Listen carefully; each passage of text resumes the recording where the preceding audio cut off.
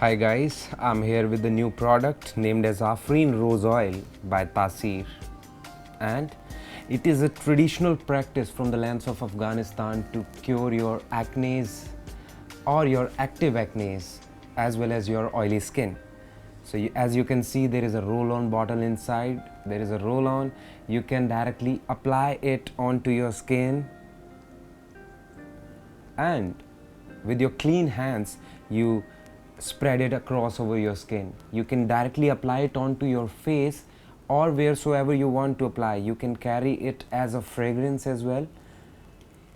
It contains Mohammedi rose oil and a white rose oil from Kashna village in Iran, and it's very pure, it's very authentic. It lifts your mood as a happy high, and people has cured problems like migraine by just this rose oil, because this was the first fragrance ever introduced to this world.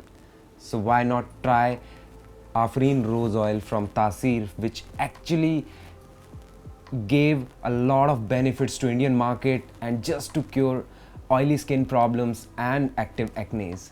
And it is also priced for just 300 rupees. I think you have spent already more than that on your scars and your active acne issues. So come, let's try Aafreen Rose Oil.